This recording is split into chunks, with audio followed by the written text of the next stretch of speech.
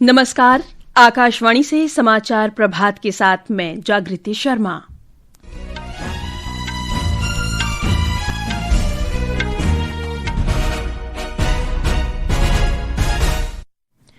प्रधानमंत्री नरेंद्र मोदी ने भारत को वैश्विक सेवा क्षेत्र की महाशक्ति बनाने के लिए राज्यों से विनिर्माण को बढ़ावा देने, व्यापार सुगम बनाने और सेवा क्षेत्र को मजबूत करने का आह्वान किया।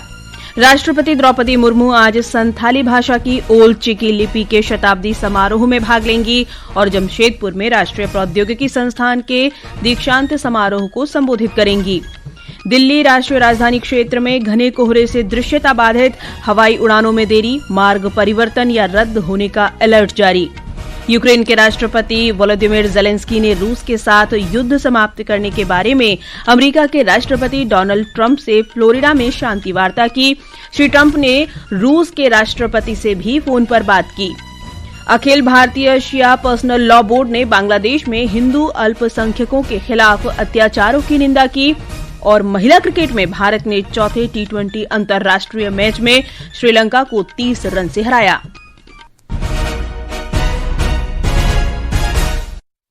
अब समाचार विस्तार से।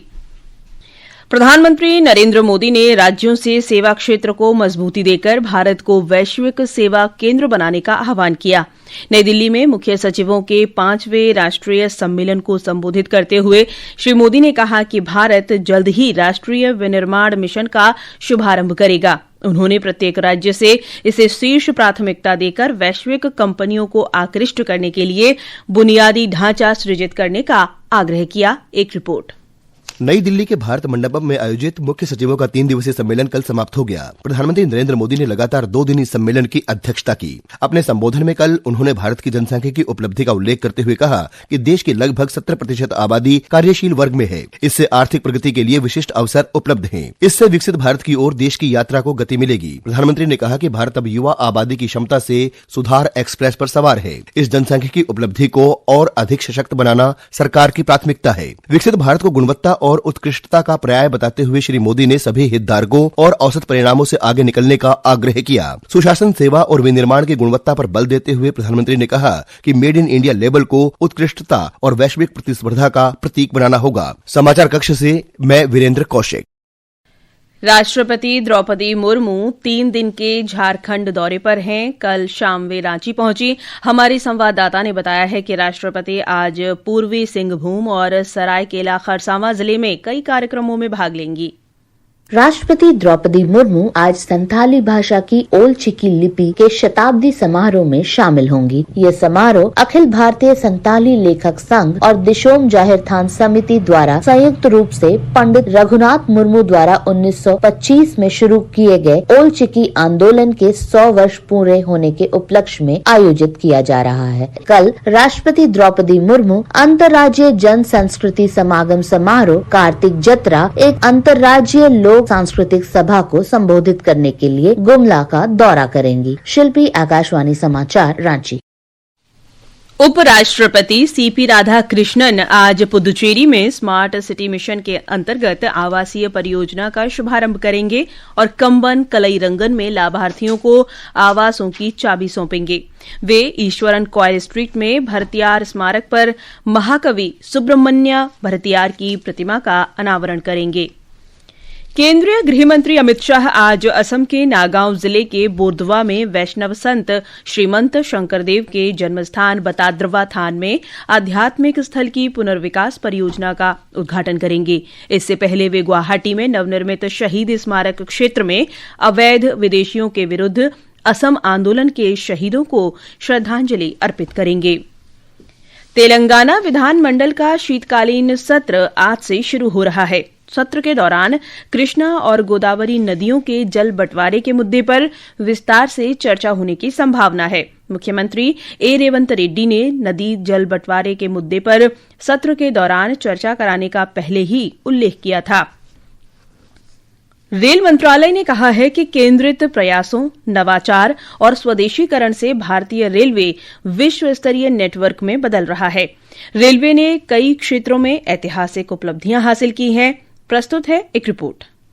272 किलोमीटर का Udhampur Srinagar Baramulla rail link project 2025 में पूरा हुआ। इसमें 36 बड़ी सुरंगें और 943 पुल बनाए गए हैं, जो एक बेहतरीन इंजीनियरिंग का नमूना है। इसके अलावा मिजोरम में 51 किलोमीटर लंबी Bairabi Sairang broad gauge line का उद्घाटन भी इसी वर्ष किया गया, जिसके चलते आइजोल पहली बार भारत के रेल नक्शे पर आया। भारतीय रेलवे रेल नेटवर्क में क्षमता और दक्षता बढ़ाने के लिए कई बड़े बुनियादी ढांचों के प्रोजेक्ट्स पर काम कर रहा है। इसके साथ मुख्य केंद्र में पारंपरिक नेटवर्क पर भीड़ कम करने के लिए समर्पित फ्रेट कॉरिडोर शुरू करना और सरकारी निवेश को बढ़ाने के लिए पब्लिक प्राइवेट पार्टनरशिप मॉडल को बढ़ावा देना शामिल है। आनंद कुमार की रिपोर्ट के साथ अक्षित वैद्यान, आकाशवाणी समाचार, दिल्ली। ये समाचार आकाशवाणी से प्रसारित किए जा रहे हैं। ताजा समाचार जानने के लिए आप हमारे social media handle @AIR News Hindi को फॉलो कर सकते हैं। समाचार प्रभात में आपका फिर स्वागत है। वर्ष 2025 भारत की विकास यात्रा में महत्वपूर्ण अध्याय रहा है। इस वर्ष कई नीतियों को कार्य रूप दिया गया और इनके माध्यम से प्रगति को साकार बनाया गया। आज विशेष श्रृंखला सुधारों का वर्ष में हम रक्षा क्षेत्र में हुई प्रगति की चर्चा कर रहे हैं।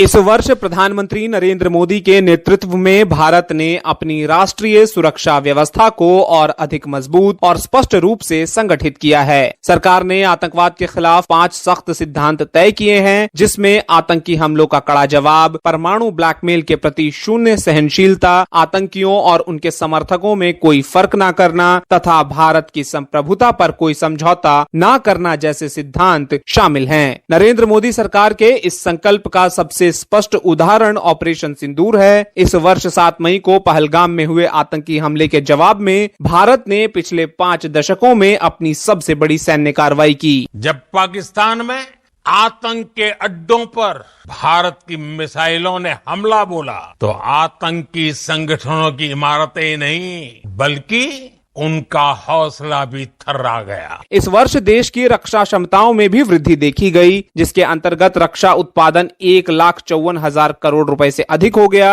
और वहीं 2025-26 के लिए रक्षा बजट को बढ़ाकर 6,81,000 करोड़ रुपए से ज्यादा कर दिया गया। इसी के साथ 4,30,000 करोड़ रुपए से अधिक के रक्षा सौदों को भी मंजूरी दी गई, जिनमें अटैक हेलीकॉप्टर, नौसेना के लिए राफेल M विमान, उन्नत टॉर्पीडो और निगरानी प्रणालियां शामिल हैं। इस वर्ष कई स्वदेशी उपलब्धियां भी हासिल हुई, जिनमें वॉरशिप्स और पनडुब्बियों का कमीशनिंग, स्टेल्थ फ्रिगेट्स की तैनाती, अग्नि प्राइम मिसाइल का रेल आधारित सफल परीक्षण और भारत में बने AK-203 राइफलों का उत्पादन शुरू होना शामिल है। ईशानी और आरजू के साथ सकलैन अख्तर, आकाशवाणी समाचार, दिल्ली। अखिल भारतीय शिया पर्सनल लॉ बोर्ड ने बांग्लादेश में हिंदू अल्पसंख्यकों पर हो रहे अत्याचारों की निंदा की है। लखनऊ के बड़ा इमामबाड़ा में शिया पर्सनल लॉ बोर्ड की वार्षिक बैठक में बांग्लादेश और नेपाल के उलेमा और मुस्लिम विद्वान भी शामिल हुए। बोर्ड के महासचिव मौलाना यासूब अब्बास ने कहा कि आतंकवाद के विरुद्ध सशक्त अभियान चलाया जाना चाहिए। बांग्लादेश के मयमनसिंह जिले में इस महीने कथित ईश निंदा के आरोप में दीपू चंद्र दास को जिंदा जला दिया गया था। 24 दिसंबर को अमृत मंडल उर्फ सम्राट की भी राजबाड़ी में भीड़ ने हत्या कर दी थी। इस बीच बांग्लादेश अल्पसंख्यक मानवाधिकार कांग्रेस ने कहा है कि इस वर्ष जून से दिसंबर के बीच बांग्लादेश में अल्पसंख्यक हिंदुओं के खिलाफ ईश निंदा आरोपों की 71 घटनाएं सामने आई। मानवाधिकार संगठन ने चांदपुर, चट्टोग्राम, दिनाजपुर, लालमोनिरहाट, सुनामगंज, तंगेल और सिलहट सहित 30 से ज्यादा जिलों में ऐसे मामले दर्ज किए गए। यूक्रेन के राष्ट्रपति वोलोदिमिर जेलेंस्की ने कल फ्लोरिडा में अमेरिका के राष्ट्रपति डोनाल्ड ट्रंप से मुलाकात की। दोनों नेताओं के बीच रूस के साथ जारी युद्ध समाप्त करने की शांति योजना पर बातचीत हुई। राष्ट्रपति ट्रंप ने बैठक को अत्यंत सफल बताया और कहा कि शांति वार्ता में महत्वपूर्ण प्रगति हुई है। उन्होंने कहा कि रूस और यूक्रेन दोनों युद्ध समाप्त करना चाहते हैं। Had a terrific meeting. We discussed a lot of things. हमारी बैठक बहुत शानदार रही। हमने कई विषयों पर चर्चा की। जैसा कि आप जानते हैं, मेरी रूस के राष्ट्रपति व्लादिमीर पुतिन से भी फोन पर बहुत अच्छी बातचीत हुई है और हमने कई मुद्दों पर चर्चा की। मुझे लगता है कि हम युद्ध समाप्त करने के बहुत निकट आ रहे हैं। And I do think we're getting a lot closer, maybe very close. राष्ट्रपति ट्रंप के साथ बैठक के बाद सोशल मीडिया पोस्ट में श्री वोलोदिमिर जेलेंस्की ने कहा कि विचार विमर्श को अंतिम रूप देने के लिए जल्द से जल्द बातचीत पर भी सहमति बनी है। दिल्ली और नोएडा में आज घने कोहरे से दृश्यता बाधित है। दिल्ली के इंदिरा गांधी अंतर्राष्ट्रीय हवाई अड्डे ने कोहरे को देखते हुए अलर्ट और यात्रा परामर्श जारी किया है। यात्रियों से अनुरोध किया गया है कि वे अपनी फ्लाइट की ताजा जानकारी के लिए संबंधित एयरलाइन से संपर्क करें। एयर इंडिया ने अपनी सेवाओं में संभावित रुकावट के बारे में चेतावनी जारी की है। स्पाइस जेट ने भी परामर्श में कहा है कि दिल्ली से जाने और आने वाली उड़ानें खराब दृश्यता के कारण बाधित हो सकती हैं। इस बीच राष्ट्रीय राजधानी क्षेत्र में वायु गुणवत्ता आज सुबह गंभीर श्रेणी में दर्ज किया गया। आज सुबह 6 बजे राष्ट्रीय राजधानी का औसत वायु गुणवत्ता सूचकांक 403 दर्ज किया गया। इस बीच मौसम विभाग ने इस महीने की 31 तारीख तक हिमाचल प्रदेश, पंजाब, हरियाणा, चंडीगढ़, दिल्ली, उत्तर प्रदेश और बिहार में घने कोहरे की आशंका को देखते हुए ऑरेंज अलर्ट जारी किया है। भारत ने कल तिरुवनंतपुरम में 5 मैचों की T20 महिला क्रिकेट श्रृंखला के चौथे मुकाबले में श्रीलंका को 30 रन से हरा दिया। इस जीत के साथ भारत ने 4-0 की बढ़त बना ली है। भारतीय टीम ने पहले बल्लेबाजी करते हुए निर्धारित 20 ओवर में 2 विकेट पर 221 रन बनाए। लक्ष्य का पीछा करते हुए श्रीलंका की टीम 6 विकेट पर 191 रन ही बना सकी। स्मृति मंधाना को प्लेयर ऑफ द मैच घोषित किया गया। श्रृंखला का 5वां और अंतिम मैच कल इसी मैदान पर खेला जाएगा। महिला हॉकी इंडिया लीग उद्घाटन मैच में एसजी पाइपर्स ने रांची रॉयल्स को 2-0 से हरा दिया। रांची में कल एसजी पाइपर्स की कप्तान नवनीत कौर और टेरेसा वियाना ने गोल किए। भारत के अर्जुन एरिगेसी और कोनेरू हम्पी ने कतर के दोहा में आयोजित फिडे विश्व शतरंज चैंपियनशिप के रैपिड मुकाबले में अपने अपने वर्ग के कांस्य पदक जीते हैं। और अब आज के समाचार पत्रों की सुर्खियों के साथ हैं मनोज। धन्यवाद जागृति। मुख्य सचिवों के राष्ट्रीय सम्मेलन में प्रधानमंत्री मोदी का बयान दैनिक जागरण सहित सभी अखबारों ने प्रमुखता से प्रकाशित किया है। पत्र लिखता है, रिफॉर्म एक्सप्रेस पर सवार है भारत। पंजाब केसरी ने नौसैनिक पनडुब्बी पर राष्ट्रपति मुर्मू की ऐतिहासिक यात्रा को प्रमुखता दी है। अमर उजाला ने पाकिस्तान के राष्ट्रपति का कबूलनामा प्रथम पृष्ठ पर दिया है। बंकर में छिपने की आ गई थी नौबत। जनसत्ता ने ऑपरेशन सिंदूर पर पाकिस्तान के उप प्रधानमंत्री और विदेश मंत्री डार का बयान दिया है। नूर खान सैन्य अड्डे को हुआ था भारी नुकसान। हिंदुस्तान ने साल के आखिरी मन की बात कार्यक्रम में प्रधानमंत्री का संदेश दिया है, सुरक्षा से कोई समझौता नहीं करेगा भारत।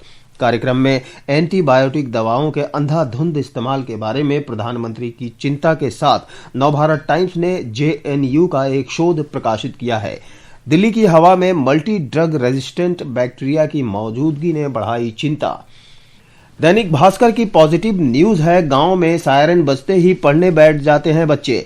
महाराष्ट्र के बीड़ जिले के नागपुर गांव में गैजेट्स और टीवी से चिपके रहने वाले बच्चों में पढ़ने की आदत डालने के लिए अनोखी पहल शुरू की गई है। और आकाशवाणी का समाचार सेवा प्रभाग आज रात 9:30 बजे फोन इन कार्यक्रम पब्लिक स्पीक में विकसित भारत रोजगार और आजीविका गारंटी मिशन ग्रामीण अधिनियम पर परिचर्चा प्रसारित करेगा। और अंत में मुख्य समाचार एक बार फिर। प्रधानमंत्री ने भारत को वैश्विक सेवा क्षेत्र की महाशक्ति बनाने के लिए राज्यों से विनिर्माण को बढ़ावा देने, व्यापार सुगम बनाने और सेवा क्षेत्र को मजबूत करने का आह्वान किया। राष्ट्रपति द्रौपदी मुर्मू आज संथाली भाषा की ओल चिकी लिपि के शताब्दी समारोह में भाग लेंगी। यूक्रेन के राष्ट्रपति वोलोदिमीर ज़ेलेंस्की ने रूस के साथ युद्ध समाप्त करने के बारे में अमेरिका के राष्ट्रपति डोनाल्ड ट्रंप से फ्लोरिडा में शांति वार्ता की।